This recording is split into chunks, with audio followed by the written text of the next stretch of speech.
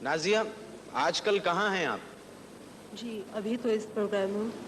नहीं, जब आप इस प्रोग्राम में नहीं होती हैं तो कहाँ होती हैं? ज़्यादातर लंदन में। तालीम हासिल कर रही हैं वहाँ पर? जी मैं वहाँ पे पढ़ रही हूँ। कानून पढ़ रही हैं? कानून पढ़ रही हूँ। तो ऐसा तो नहीं है कि कानून सीखने के बाद, वकालत के बाद केस पेश हुआ, एक गाना गाया और केस जीत लिया? मोइन साहब ज़रा सोच समझ के बात कीजिए। कंटेम्प्ट ऑफ कोर्ट क्राइम है। अच्छा, कंटेम्प्ट ऑफ कोर्ट क्राइम है। बिल्कुल। मैक्सिमम सजा कितनी मिलती है इसमें? मैक्सिमम जज पे डिपेंड करता है, लेकिन 5 साल तक हो सकती है। 5 साल तक? तो मैं अपना ये सवाल वापस ले लेता हूँ। ले लीजिए। मुझे अपनी जिंदगी बहुत अजीज है। ज़ुहैर से जब मेरी मुलाकात हुई थी तो उन्होंने ये कहा था कि जो अच्छी धुन बनाता हूँ वो नाजिया उस पर लड़ने लगती हैं कि ये मैं गाऊंगी। ये ज़ुहैर ने आपसे कहा है? हाँ, अभी तक तो यही है कि उसी ने उन्होंने ही कहा था। यकीन नहीं आता। क्यों?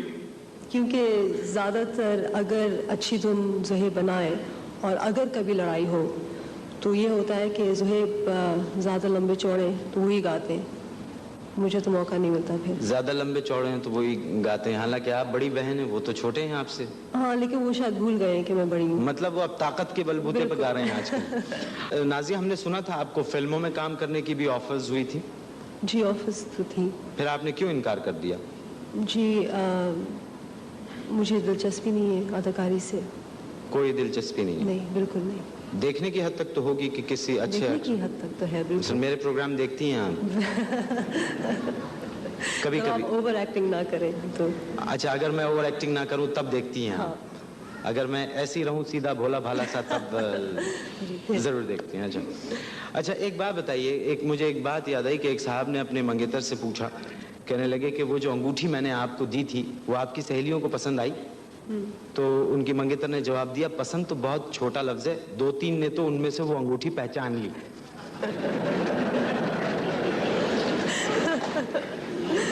ये मेरी समझ में भी देर से ही आया था।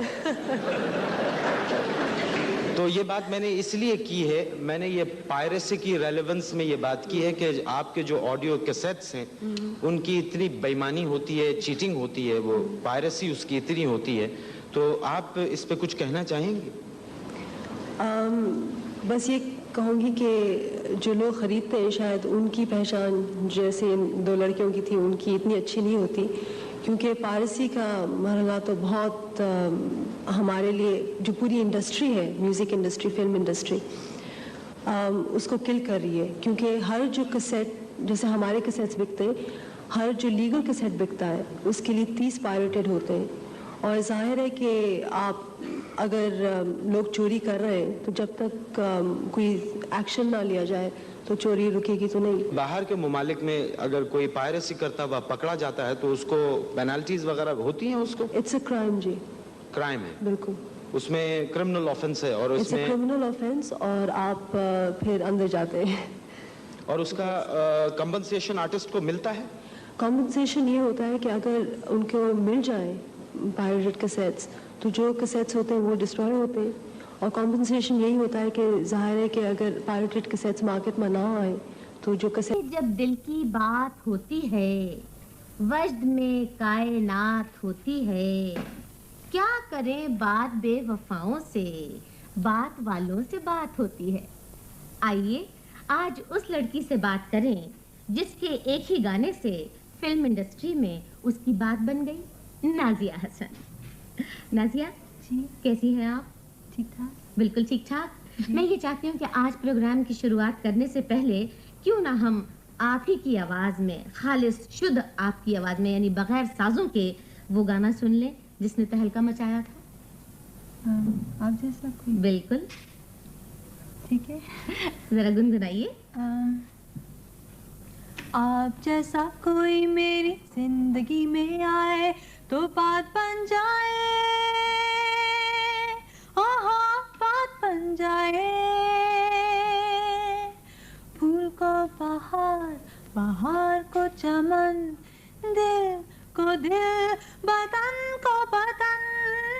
ठीक है, बस।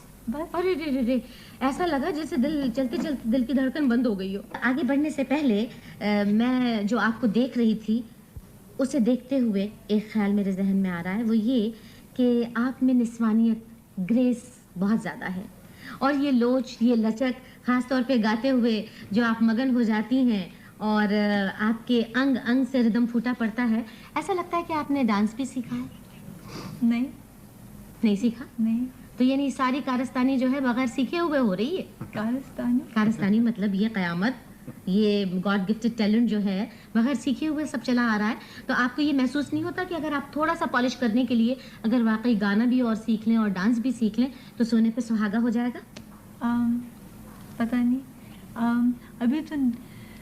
अभी तो नहीं सीखा। और अभी स्कूल है ना, तो इतना टाइम नहीं मिलता। जब शायद स्कूल के बाद या कॉलेज के बाद देखूंगी, लेकिन अभी तो नहीं कर रही कुछ। कर तो कुछ नहीं रही, लेकिन करने की ख्वाहिश है, तमन्ना है कि वाकई और सीखा जाए और ज्यादा परफेक्ट हुआ जाए इस लाइन में? नहीं ये तमन्ना बहुत खुशकिस्मत हो, वरना तो लोग इतनी ज्यादा तमन्नाएं करते हैं कि तमन्नाओं के बोझ से दम निकल जाता है। अच्छा, हमने सुना है और अखबारों में भी बहुत पढ़ा है कि आपको फिल्मों में काम करने की ऑफर भी मिल रही है? जी। तो क्या आप एक्सेप्ट कर रही हैं? नहीं। मैं तुमसे बहुत नाराज हूँ। क्यों? बस जो मैं सवाल करती हूँ उसका जवाब आप देती हैं नहीं। ये जी और नहीं चलेगा। बिल्कुल मैं आपको बताती हूँ। अच्छी ऑफर्स हैं, लेकिन मुझे शौक नहीं है फिल्म्स में एक्ट करने का। तो मैंने सबको कहा कि नो। कुछ लोगों ने नई रविश अपनाई है और मौसीकी के सुनने वालों की बिलाशुबा नंबर्स में इजाफा किया है, इसमें कोई डाउट नहीं होनी चाहिए। पॉप यानी मकबूल मौसीकी के दो बड़े नाम नाजिया हसन और ज़ुहैब हसन। आई भी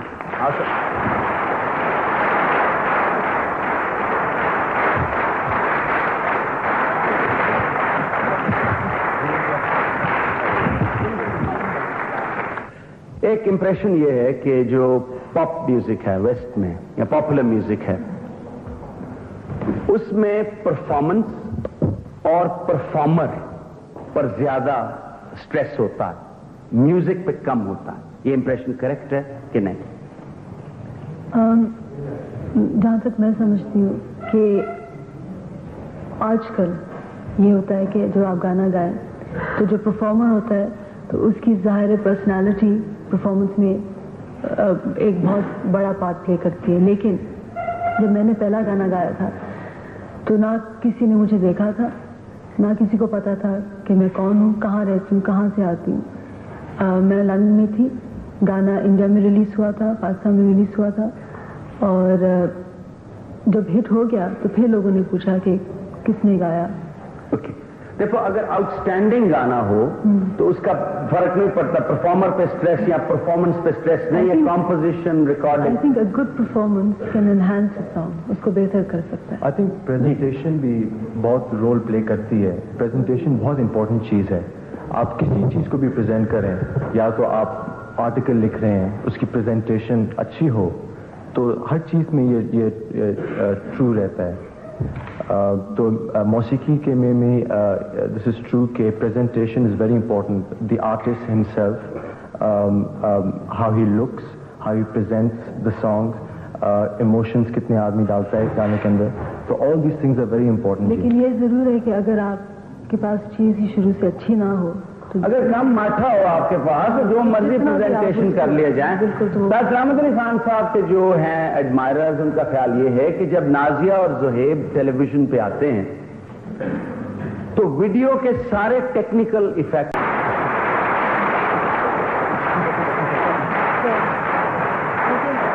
ये था कि लोगों ने फिर जब हमसे पूछा, उन्होंने कहा कि जी ये आपने लंदन के कौन से स्टूडियो में रिकॉर्ड किया? ये तो आपके जी 24 ट्रैक्स होते हैं तो इस वजह से ये गाना मकबूल हो गया। हमने कहा नहीं जी ये तो हमने इस्लामाबाद में किया है। तो उन्होंने कहा नहीं बीबी वो तो क्वालिटी मुख्तलिफ है, हम तो सुनते रहते हैं यहाँ की।